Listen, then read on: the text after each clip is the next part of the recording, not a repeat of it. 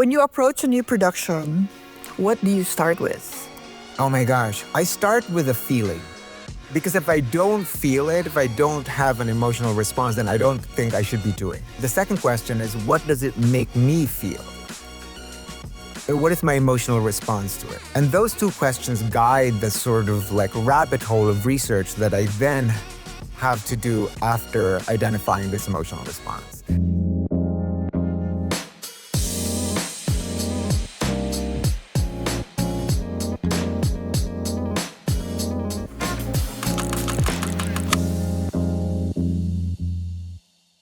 Today we are talking to Clint Ramos, Tony Award-winning costume designer, theater producer, and all-around creative leader who is making huge waves in New York City, where he has been based for the last 30-odd years.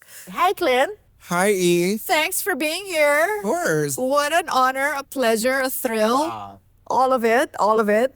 Could you tell us a little bit what Theater Group Asia is? Oh gosh, Theater Group Asia really started as an idea. The late Bobby Garcia, who was a very good friend of mine, who was a theater maker here in Manila and also internationally, and started one of the most successful theater companies here called Atlantis Productions. He and I, although we knew each other for a long time, he and I really became close in the last couple of years. And then we produced Here Lies Love together. And at that point, he had already closed Atlantis and had moved to Vancouver. And I think he had, thought that he had accomplished what he needed to accomplish here in the Philippines, and the pandemic happened. But then he and I started talking about theater, really, and what we love to do. And as that conversation was happening, Christopher Monani of Circuit asked both of us separately if we wanted to come back and do something in the Philippines. And so it was just a confluence of energies, really. So that's how it started. And then it really transformed into this kind of mission of, okay, if we were going to do something in Manila, we wanted to do it on our own terms, And a lot of what we were occupied with was this idea of a diasporic exchange. Yes, build things in Manila because we could, and we have the talent to do it here. That's amazing. It's to hear it concretized. These are big words. Diasporic exchange, there's a mission, this idea of timing and energy, and you are where you are, and you can make decisions, and you do have this pull. But I imagine in your career or in your practice, in your life, it was not always this way. So I want to move back into sort of the origin story. Okay, we're not going to go as far back as Cebu, but let's go as far back as theater. So when did theater first enter your life? Okay, well, we have to go back to Cebu. Okay. Because Cebu is magical. Okay. I was born and raised in Cebu.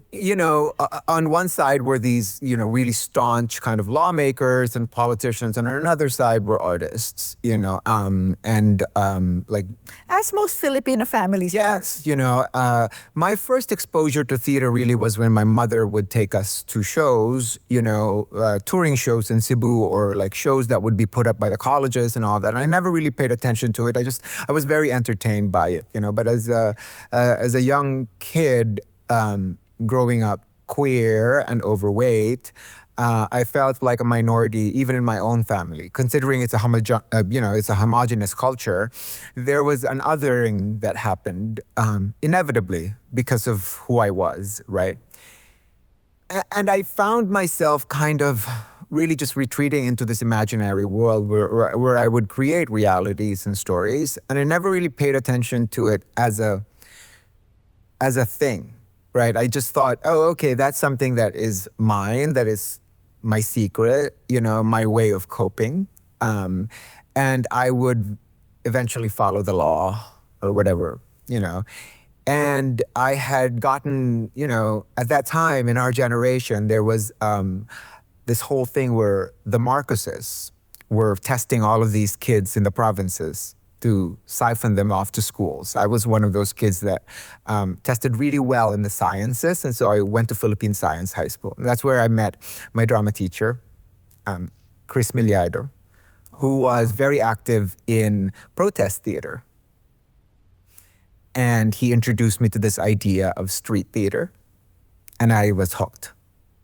I was hooked not only because I saw, this was before the revolution, and I saw the power of what these, pop-up performances That's right. Yeah. really were. They were like 10-minute pieces, allegorical pieces. One was called Ilocula, which was Ilocano Dracula, right? And it was basically these kind of thinly veiled Right. allegorical pieces, right, that were in protest.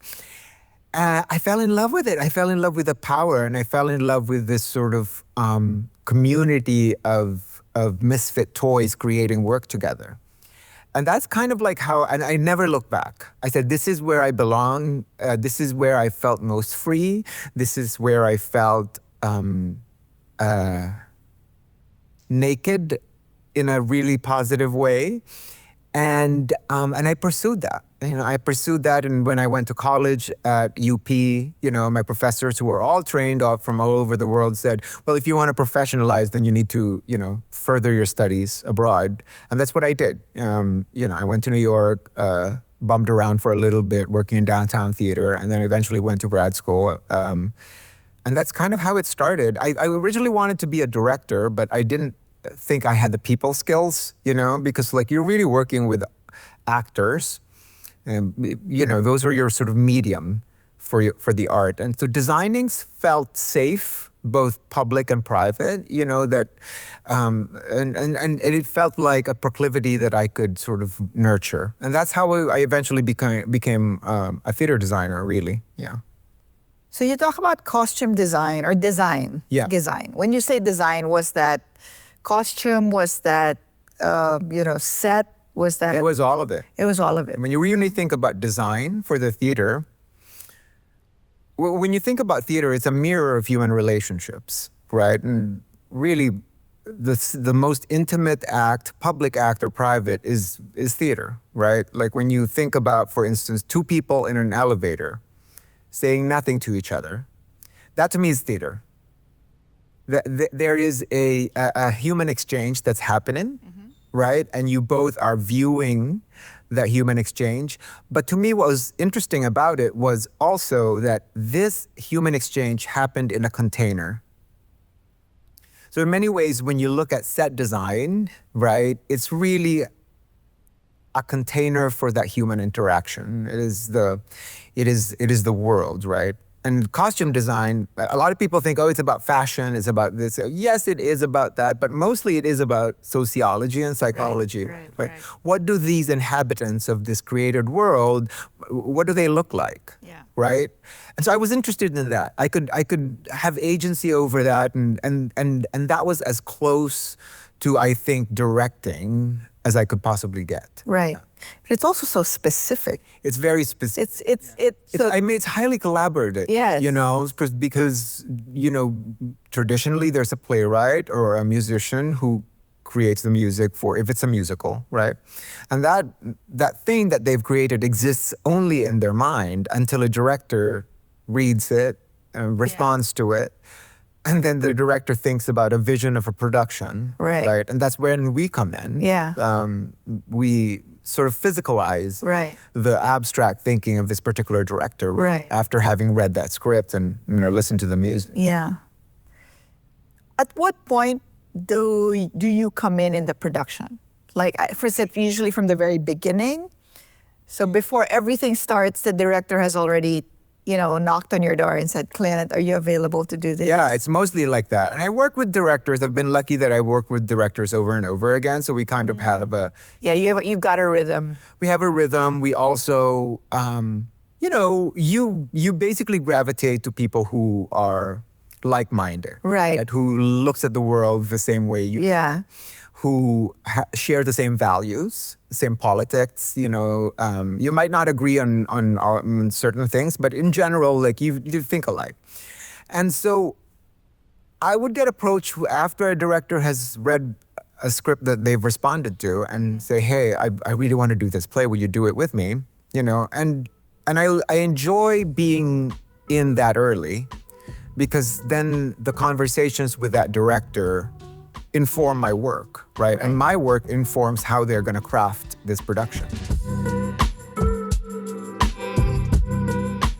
So again, let's back up even further. Yes. What is your New York story? Oh my gosh. I mean, it's very colorful. You know, I moved to New York when I was, oh my gosh, 19. You know. And now you're 27.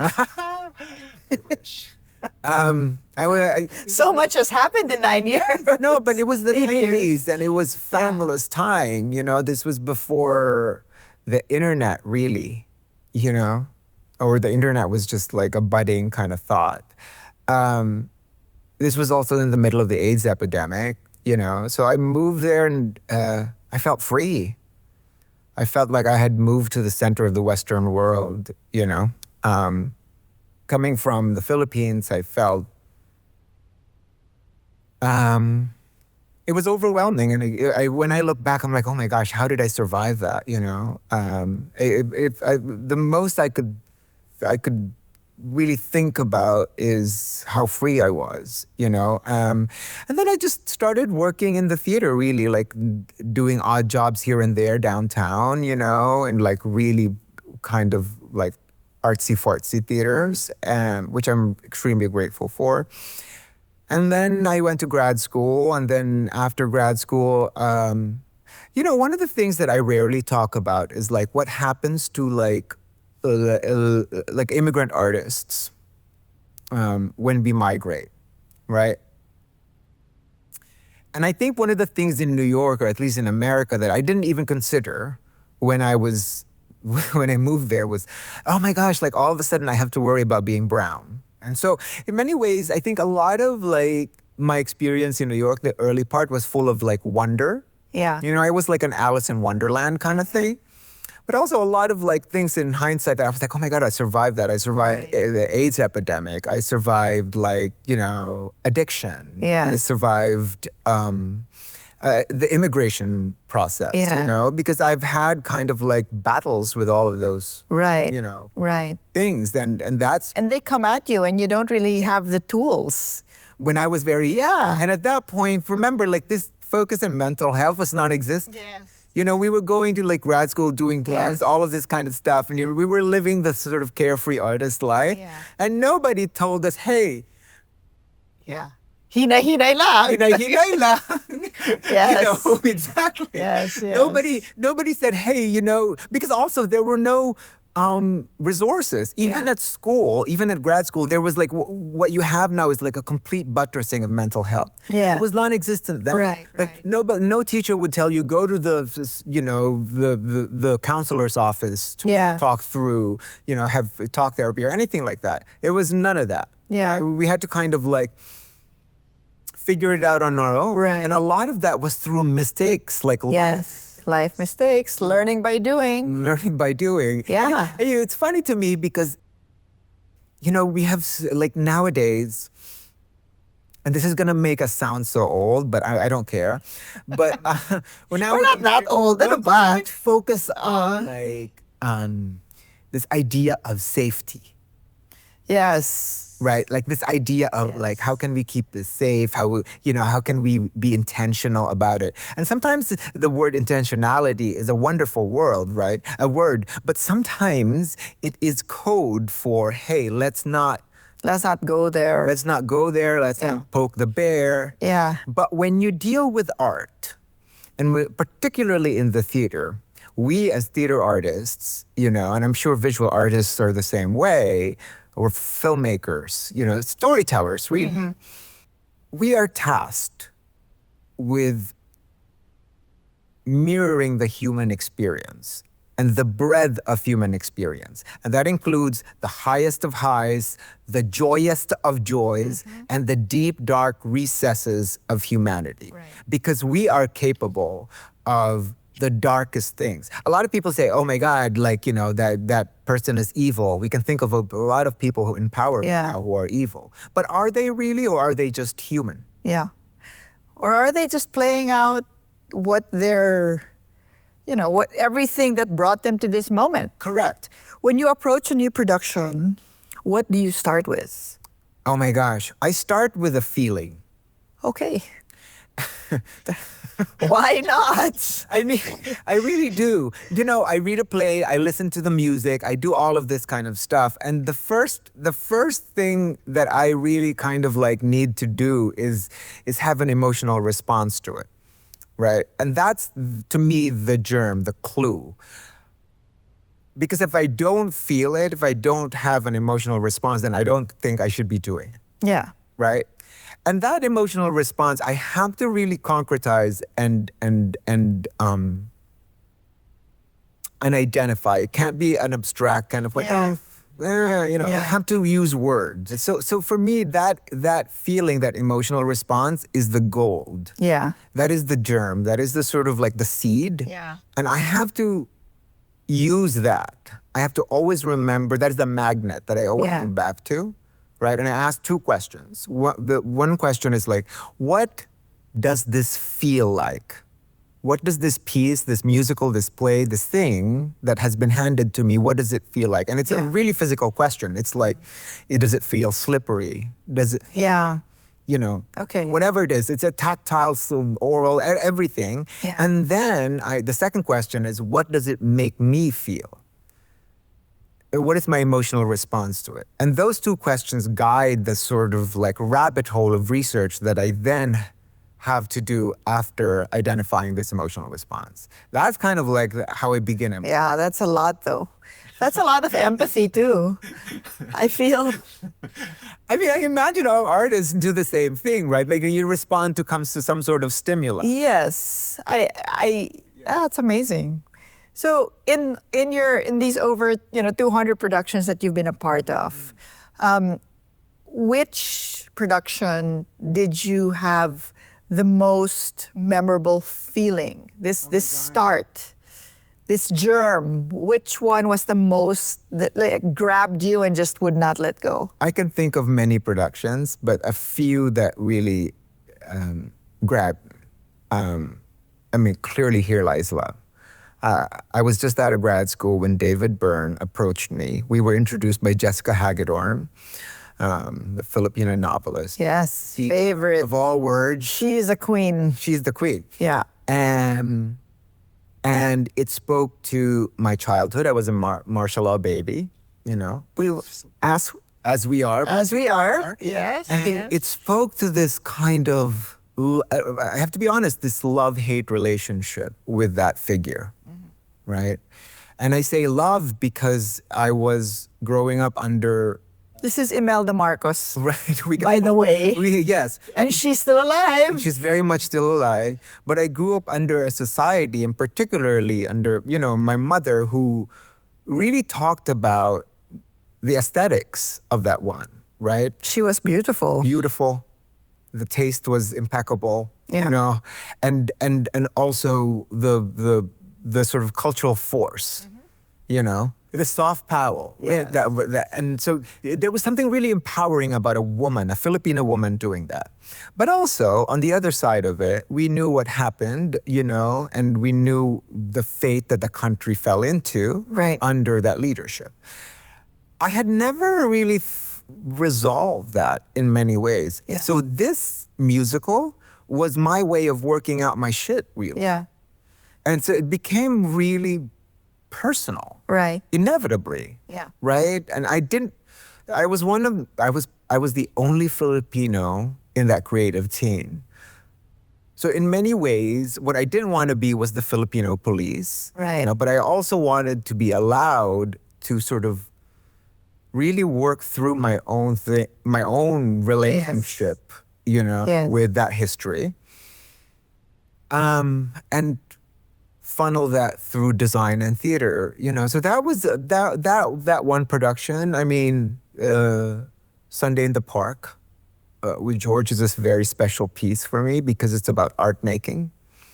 It is about And the music is just beautiful. Like there's something about music that I mean that I think that particular musical, more than any other musical, made me understand why music exists. Right. That's when words fail, Right. Right. music comes in. Right. It also puts me back again in this in in New York City, and sort of the creative world there, which is like chock full of Pinoys. So many. And since we've opened in New York, when Silverlens opened in New York, it's like all of these people came out of the woodwork. Yeah.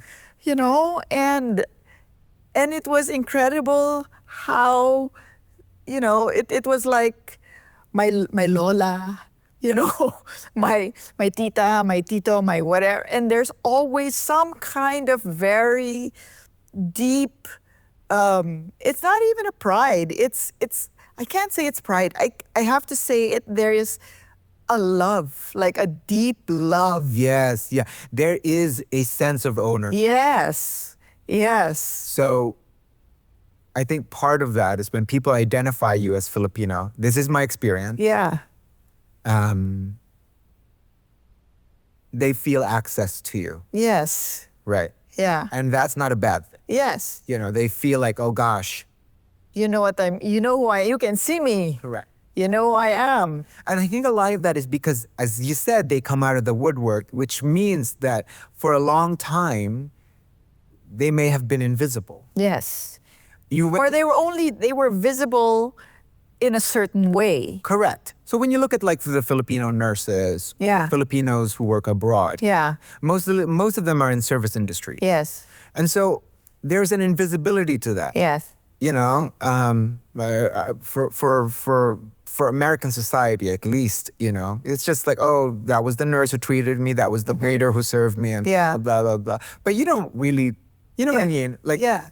And so in many ways, when you're leading that kind of life, there is, there's a sense that you are not seen. Yeah. And so when Silverlens opens and champions, Filipino art, it opens the floodgate Yeah. of like, oh gosh, now I feel seen. Now my humanity, my culture, my everything is legitimized, Right, because right. this thing exists, this physical thing exists. And that's why I think we take so much pride when we find out somebody is It's Filipino. Yeah. I think so. And all of a sudden, there's like a million kababayans who come out. all of a sudden. Right? There are good things and bad things. Yes. Completely agree. But circling back to Imelda Marcos and Here Lies Love, I mean, I get you. I don't think I have reconciled, the 70s, the 80s, now 2020, in the 2020s. Like, I have no, like, part of me just wants it to be over. I mean, it's What to be over? like this whole, the whole Marcos, this carousel of Marcos that has been, and so how did Here Lies Love resolve that for you? Or how did you reach your own, I guess, peace? I don't know if I have reached peace. I think I've kind of accepted that pieces like Here Lies Love, or anything that I feel very passionate about, particularly because I've worked on that for decades, Yeah. and on and off. The thing that I hope for is some sort of like illumination, some sort of like unlocking that happens, right? And for me, a lot of unlocking happened. I've unlocked a deep compassion for our people. And it's kind of like, sometimes it's overwhelming to think about this thing, right? Like, because for the longest time, and I'm low key ashamed to admit this, but for the longest time, being Filipino, at least when I was younger, when I moved to New York, it didn't carry the same pride. It didn't. It did not. as I have now, which is like immense pride of being Filipino, right? I always heard these voices, out, manufactured voices, but also like not unfounded, of like this kind of like thing like, hey, why can't you get it together as a country? Yeah nga. You know what I mean? Like, what's wrong? You know? Yes. What is wrong? Why can't you get it together? Yes. Oh, you are a hardworking, beautiful people. So that, I think, and every sort of Filipino that you saw were doing something as a profession in service of other people. Right? And so, in many ways, this deep compassion really comes with this idea of like, why don't you just look at who you are and what happened to you as a people? Not for self-pity or anything, Yeah. but for a deeper understanding of where you are today. Yeah. And I think that came from working on things like Here Lies Love or Most Wanted or any of these pieces that really dig into my identity. Right, right. Yeah. Well, hardworking and beautiful. What's... Hardworking, beautiful, rageful, complicated. Yeah, yeah. Yeah. So in terms of now, if we're talking about this Filipino, the Filipino-ness,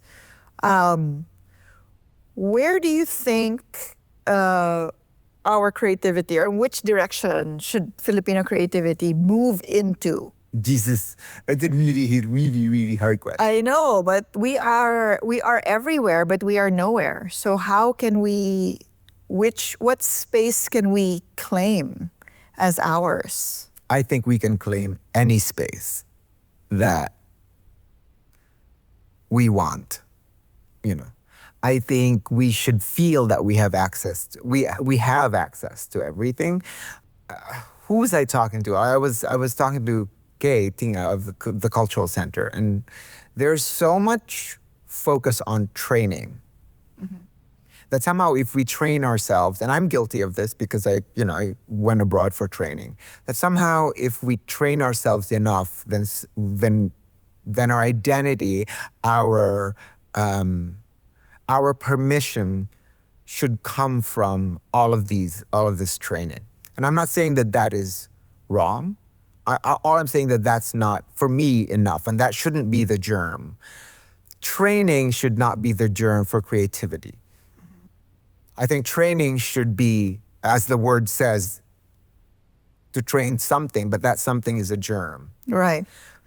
I think, for me, I respond to Filipinos, or Filipino artists and creative thinkers who really come from a place of honesty. Yeah, authenticity. It's the best. You know? Yeah.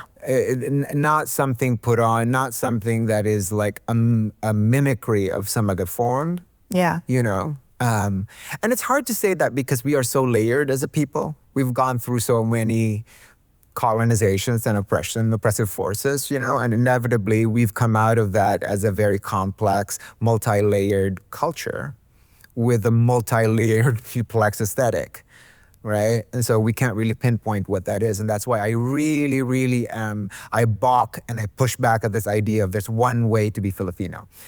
But creativity should come from that place. And I'm talking about a particular artist, if you're gonna ask me, like, what would you say to a young Filipino artist? It's like, know who you are. Not who you think you are Or not think you want to be. Or who you think people want you to be. Exactly. Yeah.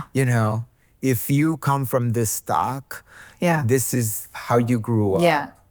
Tap into that, and tap into that young, because I didn't. Yeah. I tried to reinvent myself. So Yes. As do many Filipino creatives. right, you mold yourself. You become a sponge for others. Yeah. And if there's one thing Filipinos are really good at, it's mimicry. Yeah. Covers.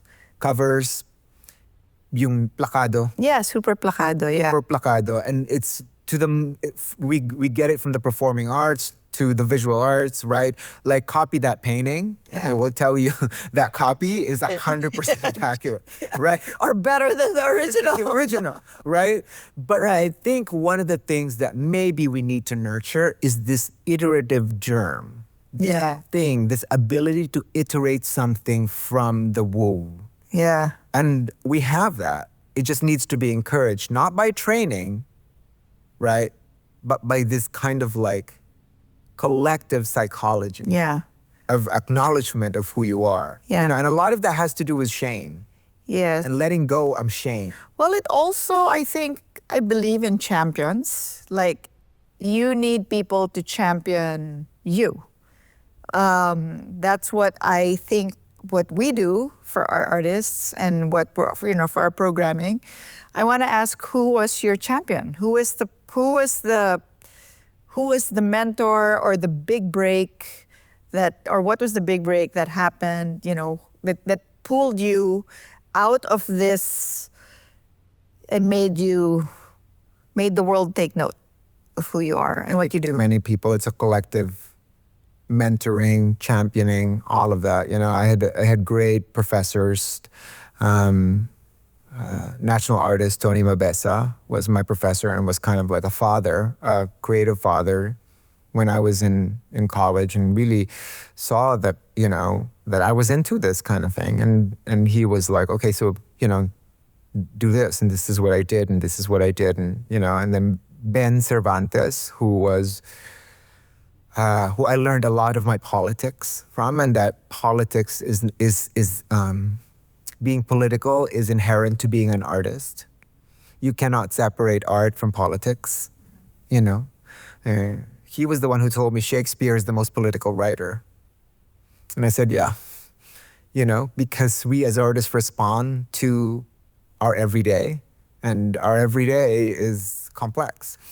And then in the States, really, because, I owe a lot of my career to this man. His name was George C. Wolfe, and he ran the Public Theater. He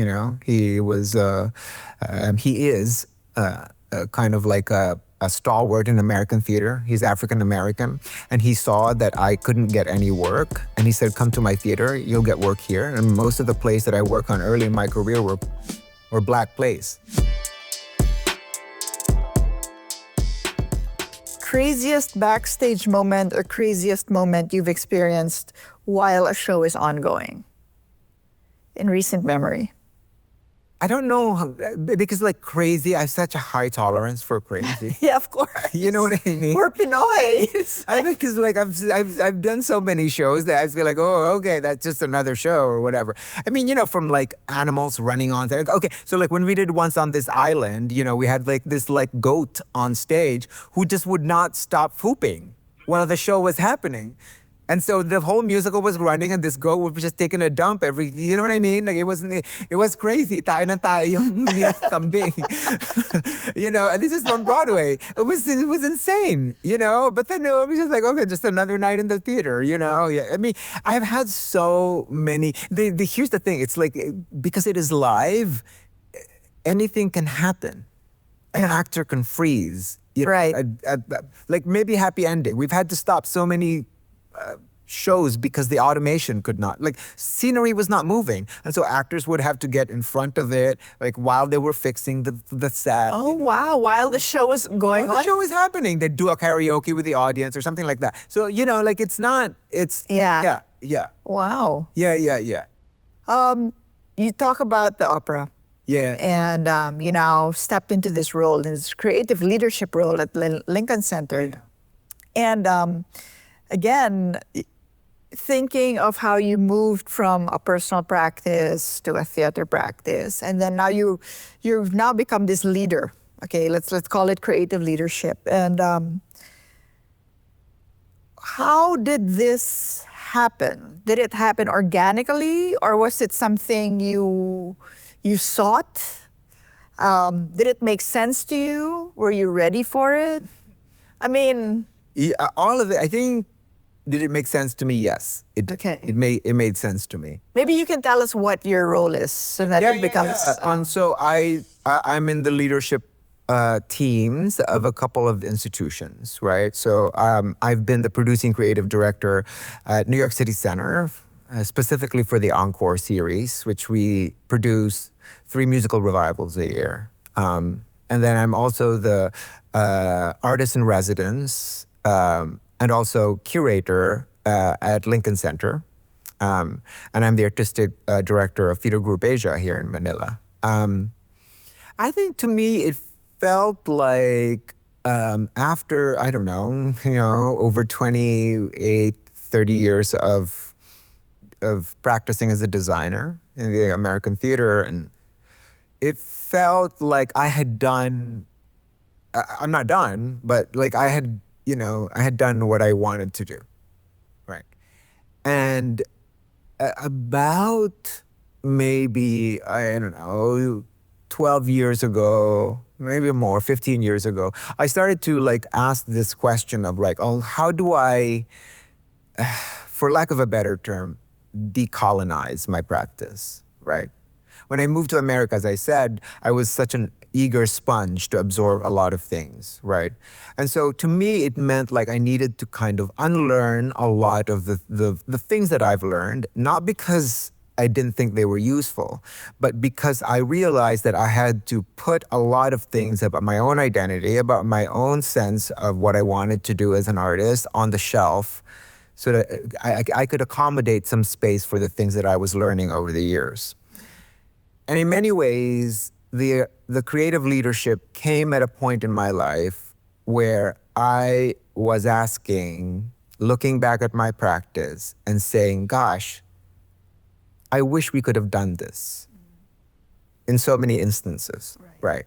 And then the question was, well, why didn't you, right? And the real answer was I didn't have abject agency. Right. Right. And so in many ways, what was attractive about creative leadership and producing was because I could advocate more strongly for the things that I felt that were important. Right. Hiring the artists that we ought to be hiring, programming things that feels more immediate to me than what I was seeing, and responding to what I felt like the zeitgeist was really. Yeah.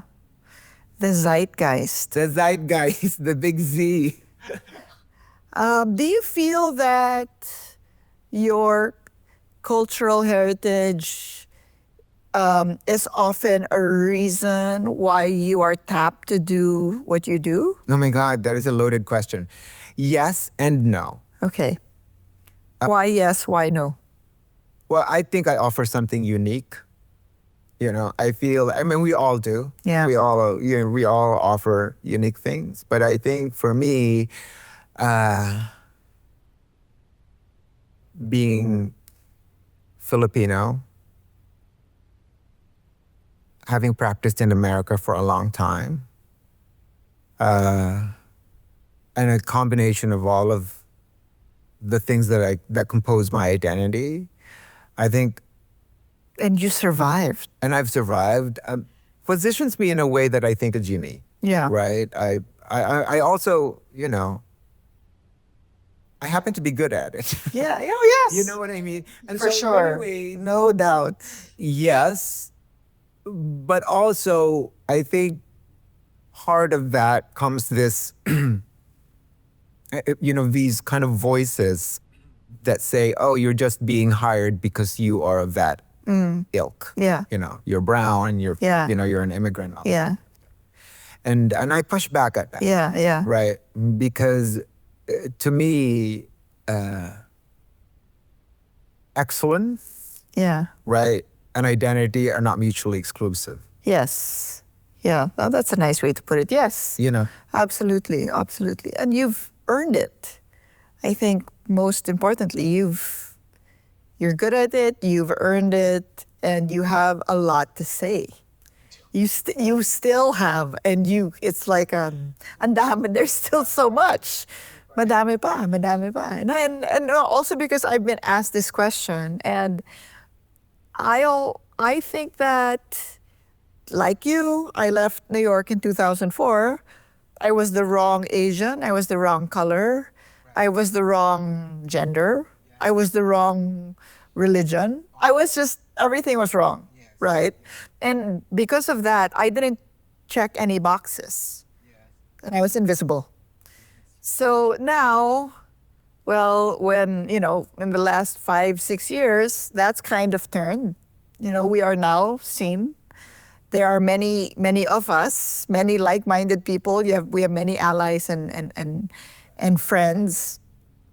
And I always say, if they want to hire us because we are brown Filipino, then yes, Yeah.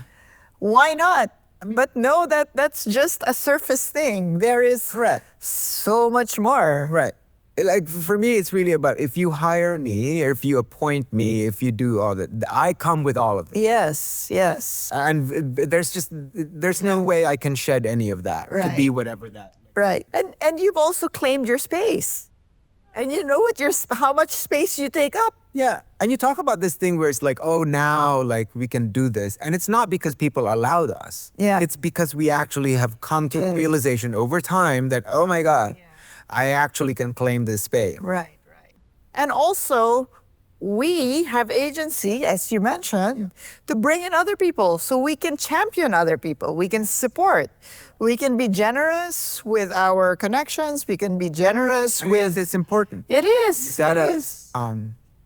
I think it's also, yeah, I think it's generational because, you know, when I was coming up, there were only a few people. And it felt like an anointing.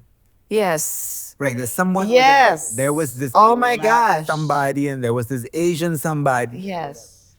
and in many ways that was also self-perpetuating. Yeah. Right. And I'm not blaming any of the artists whatsoever, but I think there was. We call this in the States like the phenomenon of the only one. Okay. You know, like there can only be one. There's space for only. Yeah, yeah, yeah. And that one has to be the most excellent, Right. the representative of that entire race, which is so dangerous, right? Because we see white people constantly fail up, Yeah. right? But for some reason, Oh my God. for Yes. some reason, this one artist of color was to succeed every. It has to be perfect. Perfect. Otherwise, the entire race will fall. Well, yes, You know. yes. So it's to me, it's Yeah. you know, and that's that. Well, that double triple standard is. I think it's been broken. There's been a breakdown in the best kind of way. Because why can't we fail spectacular? Yeah, yeah, yeah. And why can't our own failure be celebrated? Because we do it all the time, right? No, that is so true. That is so true. So do you feel now that you have the agency to bring in younger talent or to bring in, your voice has this imprimatur that can now be distributed?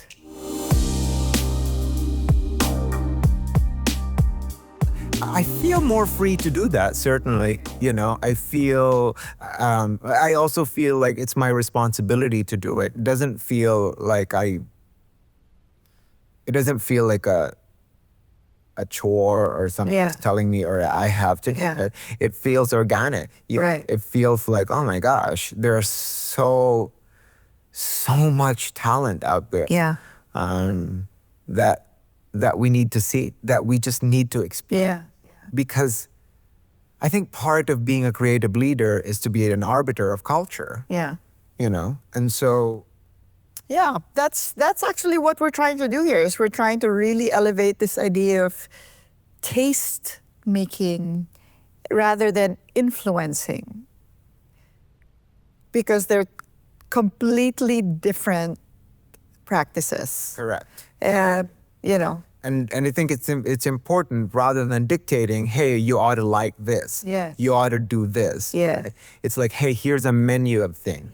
And this is why A speaks to this, B speaks to this, C speaks to this, you know, and it speaks to this whole vision of you being a human being, right? And so I think creative leadership is about really serving a beautiful menu. yeah, that's beautiful. And one thing about what you do that still makes you excited,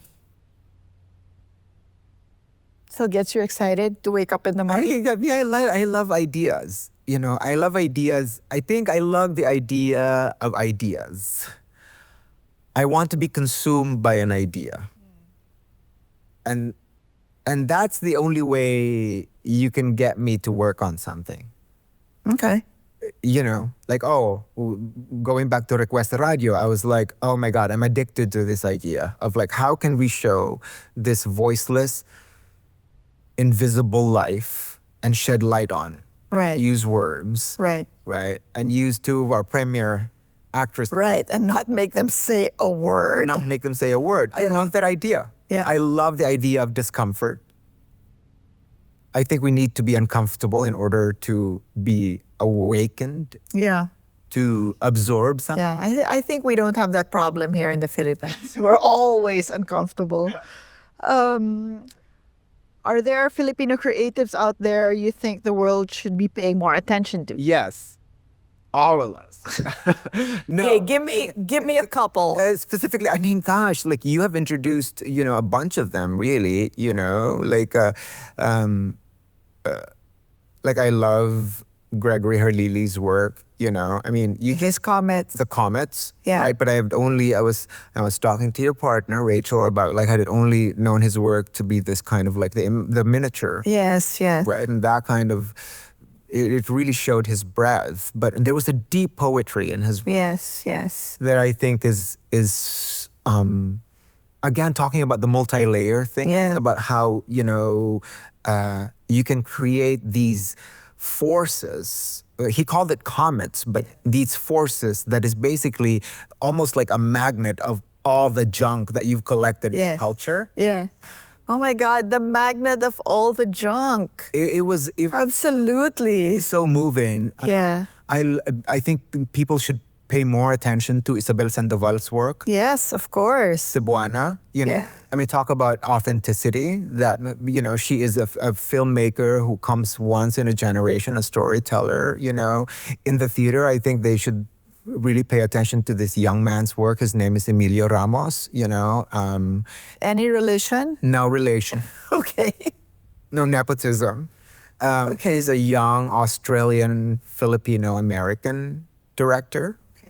Comes from a dance background. He's directing Most Wanted for us, but I Nice. find so much vibrancy in his work. I don't know. There's So many. Carla Garcia Yes, your director for Chorus Line. about like a force, like this Filipino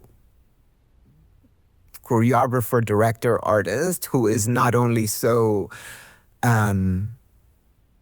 broad in her visioning, but also has such an embodied practice. Like the dance and theater comes from her body. I've never seen anybody do and behave that way. I'm glad that Manila gets to see her work. A lot of people are like, "Hey, thank you so much for for this amazing work that you brought here." I'm like, no, that's Carla Garcia. That's all Carla. So, but there's just so much. There's so much work, and I also feel like we should really pay attention to the work of more seasoned folks. Wonderful. Thank you. That gives me so much hope and pride. I'm very proud of. Yeah.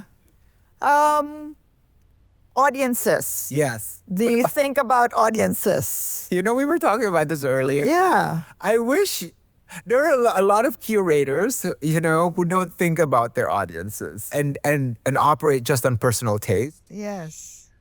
I wish I could do that. And maybe at some We all wish we could do that. maybe at some point I can, but I don't know how to do that. Like I am spending other people's money. Yeah. This is like part of creative leadership. Right. I'm raising money for art. Yeah. I'm looking for patrons who champion the arts so that our artists can build the work that they can build. And so in many ways, because I work in the theater, which only exists if there's an audience, Audience. Right. have to think about my audience. Audience. Yeah. Right? And I'm not saying I'm gonna pander to my audience and make it be easy for them. I want my audiences to think. The theater is, I think a lot of people say, "Oh, let's go to a play so we can be entertained." Yeah. That's an amazing goal. Yeah. But really, the theater was created to be a venue for thought. Yeah. If you don't come out of a performance where you don't discuss with your partner, whoever, and What just happened? Right. Right. then then to me the sort of success of that production passed in Right. question. Right. Right. But if you come out just really talking about something, even if you like vehemently agree with what was being posed in that particular piece, then that's already successful. It has to be, art has to be a venue for thought, Right. because otherwise, why does it exist? It has to prod us in a way to think about our own human experience, our own human condition, you know. Is it a Filipino thing or is it? I think it's a human thing. And it goes back to this idea of comfort, Okay. right? Like, I don't think any of us want to experience pain or welcome pain, right? But I think pain is different from discomfort.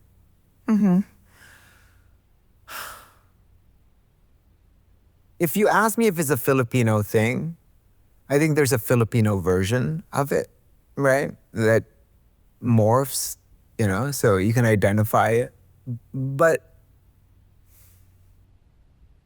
to me, your ability or tolerance for discomfort is directly proportional to the amount of real trauma that you've experienced as a human being. Right? And I think we have limits. So it's a post-traumatic stress situation. Because if you are encountering a piece of art that makes you feel discomfort, but is actually not shutting you down, Yeah. then to me that's amazing. Right. Right. Right? Because that really means that pain is a touchstone for growth, right? Yes. And this smallness that you talk about really is a resistance to grow, right? And as artists, I feel like it is almost a responsibility for us to feel that discomfort. Otherwise, it's not a laziness, you know, it could be laziness, but I feel like if you don't run that risk on yourself, then how do you expect to move your audiences with your work? Right? Like I always, this is a deep belief of mine. If you're not willing to be uncomfortable, then how do you expect to create something that will move people? Yeah. What's next for Clint Ramos? Next, well, we're launching Theater Group Asia's next season. I have an exciting season called Season of Power, with 3 premieres. Yeah. Doing The Notebook, the musical. That's an international premiere. We're the only production that's been allowed to perform it outside the United States. What? And we're doing our own production here in the Philippines, in Manila. And then we're doing an adaptation of La Casa de Bernarda Alba, called Ang Tahanan ni Bernarda Alba. And that's an exciting case. Oh my God. Talk about like a confluence of like performance art and theater and music. It's so unique. It's being adapted and directed by the Singaporean director and playwright. His name is Che Yu. And adapted into Filipino by Gelan Luarca, who is this amazing playwright director based here in Manila, with an all Filipino cast. And then we close with Sunday in the Park for George. And then, you know, most immediate really is I go back to New York to launch American Songbook. It's a 9-concert series that we're doing across venues at Lincoln Center. At Lincoln Center. At Lincoln Center. Is that for the summer or It's for the spring? summer. Oh, okay. Yeah. Most Wanted, Jessica's Peak. Yeah. And then I continue that post to curate the following year's American Songbook, which is very exciting. You've got some exciting artists, particularly Filipino artists. Oh, good. And what else? I don't know. I'm just, and I want to take a little break in the summer. Yeah. To be with my family. I have an 8-year-old daughter who I'm raising. We just got a dog, so we're going to spend some time Oh, nice. together. And the work continues. Yeah, it's never ended. Yes, The work continues. work continues. But wonderful. Thank you. Thank you so much. Thank you for having me. I can't even begin to tell you how influential, important gravity, this gravity that you've given us with what you're doing, with Here Lies Love. I thought Here Lies Love was something, was an answered, for me, it was like an answered prayer. Yeah, particularly for our society right now. Yes, Ruled by all of the that's right. tyrannical figures. That's right. Yeah. And I feel like our karma as a country, we are sort of in this very lazy merry-go-round of emotions, right? And I hope that we can stage Here Lies Love here in the Philippines, because I think it would. Forgot to tell you. What? When Floyd Quintos, before Before he passed. he translated one of the songs for us. Wow. Leia and I. And we did this all through DM. And he made this beautiful translation of one of the songs. And I was just like thinking, wouldn't it be amazing if we could do Here Lies Love in Filipino? You should. Yeah. I think you should. You should do it before 2028.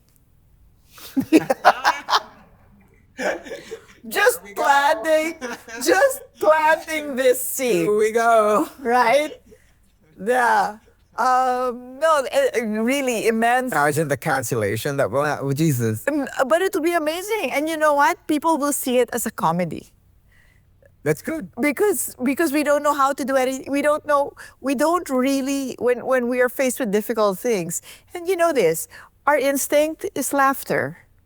Absolutely. Right? Absolutely. A lot of Americans or Europeans ask about they thought about our films, right? Kind of like, oh my gosh, all of the Filipino films that I've seen are so melodramatic. I never see irony in it. But to me, it's unique. Like if you see beyond the surface, there's so much behind the work of Filipino artists that belies Yes. its surface. Yes. Yes. And I think we would all be better for it if Here Lies Love came. Diba? Can you imagine your gala night? all represented. All colors represented. Anyway, thank you very much, Clint. You are such a shining light for all of us. So on that note, thank you. Thank you, Isa. I'm so happy we got to talk about really important topics such as authenticity in your practice, such as the strength of the creative diaspora, and all the other things that go into making ideas come to life, especially in theater. Thank you very much, Clint. I'll see you in New York. I'm Isa Lorenzo. Thank you very much for joining us today, and I will see you soon.